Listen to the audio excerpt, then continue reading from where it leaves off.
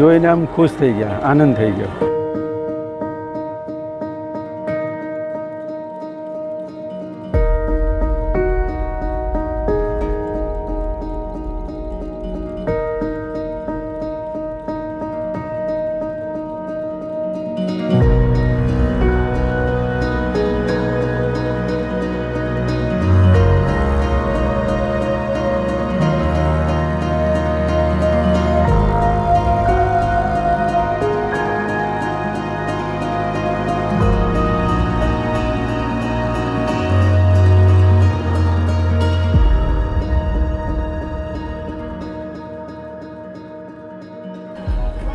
આટલું બધું અમે ક્યાંય જોયું નથી એમ, આટલું બધું મેનેજમેન્ટ અને ક્યાંય એવું ટ્રાફિક નહીં, ક્યાંય મેન તો અમે એ જ જોઈએ છીએ કે આટલું બધા પબ્લિક છે પણ ક્યાંય એમ ફૂડને કાઉન્ટરો પર ક્યાંય ગળદી નહીં, એ બહુ મોટી વાત છે.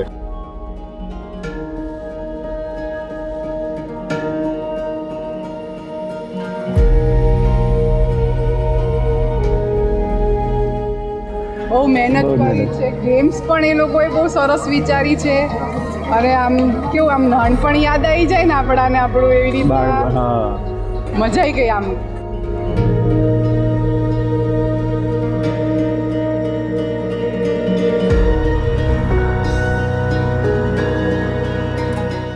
ને ફર્સ્ટ પહેલાં જ્યારે એન્ટર કર્યા ને ત્યારે એવું થયું કે આ તો એકદમ કોઈ મોટું કોલેજનું ફેસ્ટ કે ના હોય ને એવા જેવું લાગતું હતું. બટ જ્યારે ખબર પડી કે આ બધા નાના નાના બાળકોએ જ કરેલું છે તો એકદમ પહેલાં તો અંદરથી આમ થયું, હા આવું હશે.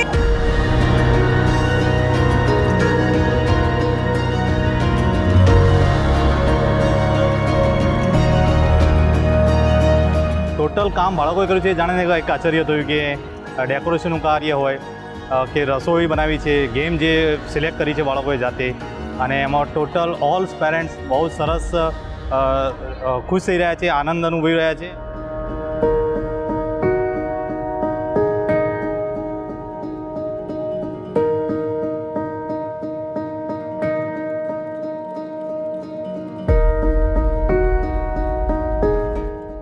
કે આ તો ઇમેજિન જ ના કરી શકે કે આટલું બધું પરિવર્તન, આટલું બધું આપણું બાળક કરી શકે છે. એ જ નવાઈની વાત છે, એ જોઈને જ આશ્ચર્ય થાય. અને એની ઉપર અમને પોતાને એમ થાય કે આ બાળક જો ઘરે હોય તો કશું ના કરી શકે. આમાં ઇવન પેરેન્ટ્સ પણ એટલા એબલ નથી કે એમને આટલું શીખવાડી શકે.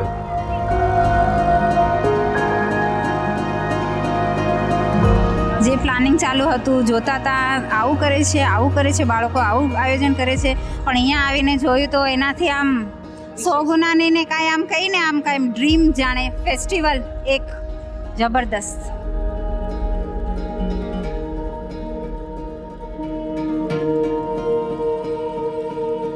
છોકરાઓ જે સંભાળે છે ને બધું કરે છે, બહુ એ લોકોને ટ્રેનિંગ સારી આપે છે અહીંયાથી.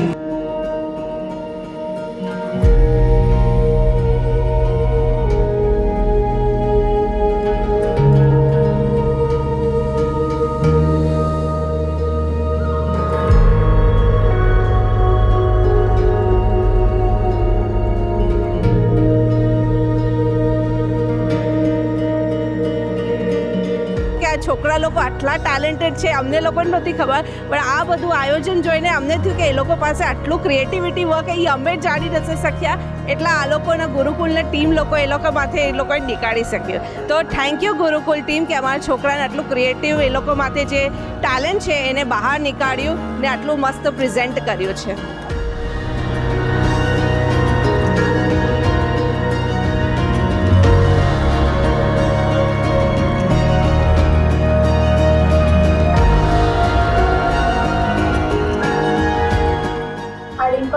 કાર્ડ છે 7 તારીખના ફૂડ મેલા છે એના માટે એનું ઇન્વિટેશન કાર્ડ છે.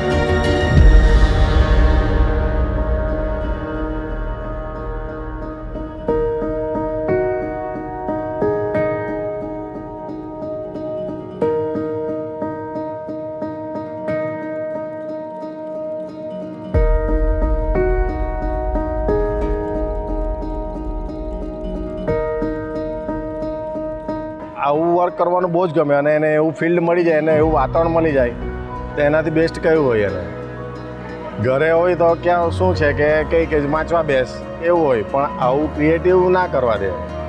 જ્યારે અહીંયા બધું જ આ રીતનું એને એક્ટિવિટીઝ મળે તો માઇન્ડ વધારે ડેવલપ થાય અને બહુ જ એનામાં ડિફરન્સ આવી ગયા હોય પછી તો.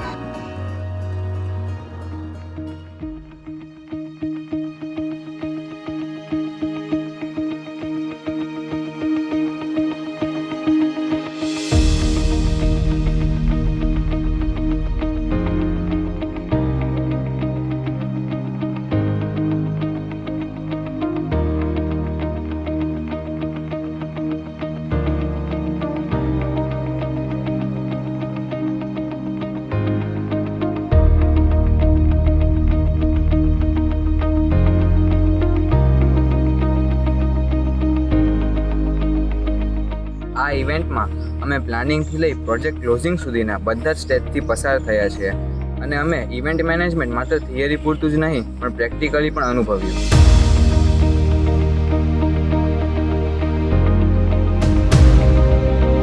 જ્યારે પ્લાનિંગ કરવાનું હતું ત્યારે ખબર નહોતી અમે કઈ રીતના કરશું, પણ જ્યારે મોટા ભાઈઓએ એમને હેલ્પ કરી અને એમના જૂના અનુભવ કીધા તો ત્યારે એમને વધારે આઈડિયા આવ્યો કે અમે કઈ રીતના વર્ક કરવાનું છે. ઓન ગ્રાઉન્ડ જઈને પણ વધારે ખ્યાલ આવી ગયો કે હવે કઈ રીતના અમે આરું કામ ડિસ્ટ્રીબ્યુશન કરીશું.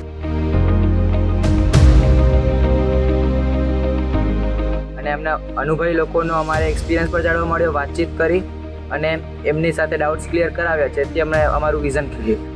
કામ કરતા હોય ત્યારે ઘણી બધી વખત ન આવડે, એના કારણે ઘણી બધી ભૂલો પણ થાય, ત્યારે ન ગમે, પ્રેશર બિલ્ડ થાય, હવે નથી કરવું એવું પણ થાય, ફેલિયરનો ડર લાગે.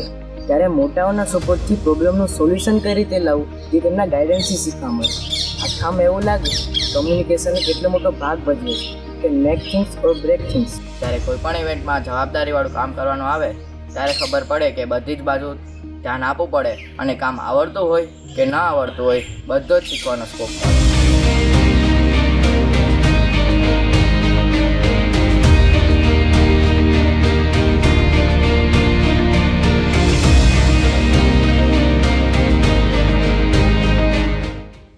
પોતે કામ કરવાનું હોય એ ઇઝી લાગે, પણ બીજા પાસે કામ કરાવવું ખરેખર ડિફિકલ્ટ ટાસ્ક છે. બીજા પાસે કામ કરાવવા પહેલાં એ કામ પોતે કરવું પડે, જેનાથી આપણને ખબર પડે એ બીજા પાસે કેવી રીતે કરાવવું અને કઈ સ્ટ્રેટેજીથી કરાવવું, જેથી બીજા ટીમ મેમ્બર્સને લોડ ના પડે. સાચો લીડર એ જ જે ટીમને જોડે લઈને ચાલે, એ અમને પ્રેક્ટિકલી જાણવા મળ્યું. ઇનિશિયલી પ્લાનિંગ કરવા મને ખૂબ જ કંટાળો આવતો હતો, પણ પછી મને સમજાયું કે કોઈ પણ ઇવેન્ટમાં તેને સફળતાપૂર્વક પાર પાડવી હોય તો તેના માટે પ્લાનિંગ કેટલું જરૂરી છે. આ ફૂડ મેલા ઇવેન્ટમાં જ અમે પહેલાં પ્લાનિંગ કરીને ટ્રાયલ્સ કર્યા, તેના પરથી મને ખ્યાલ આવ્યો કે કોઈ પણ ઇવેન્ટ માટે તેની પ્રિપેરેશન કેટલી જરૂરી છે. કે અમે જ્યારે ગયા હતા ત્યારે અમને હતું કે બધું એક જ જગ્યાએથી મળી જશે, પણ અમને પછી ત્યાં જઈને ખબર પડી કે છે ને અમારે બધે અલગ અલગ જગ્યાએ ગોતવાનું છે, પછી પ્રાઇસ અલગ અલગ હશે તો એ નક્કી કરવાની છે અને સારી ક્વોલિટીનું રહેવાનું છે કે આ સસ્તું છે તો આ સસ્તું લઈ લઈએ એવું નહીં.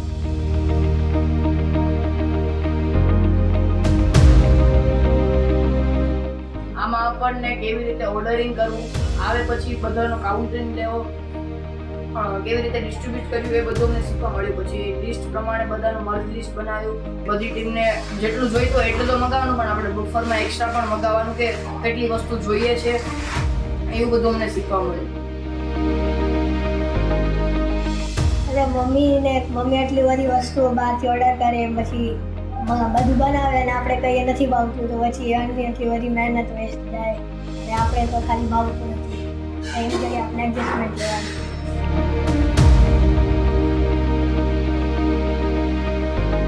કોઈ પણ ઇવેન્ટનું સૌથી મોટું કામ એ ડેકોરેશન છે. પહેલાં તો મને લાગતું કે ડેકોરેશનમાં વળી શું, ડેકોરેશન તો સાવ નાની વાત છે. પછી મને ખબર પડી કે ડેકોરેશનમાં ઘણું બધું પ્લાનિંગ અને તેની સાથે ઝીણવટ પણ જોઈએ. કોઈ પણ કામ નાનું મોટું હોતું નથી, તે મને શીખવા મળ્યું. છેવટે તો આખી ઇવેન્ટમાં ડેકોરેશનથી જ રોનક આવી.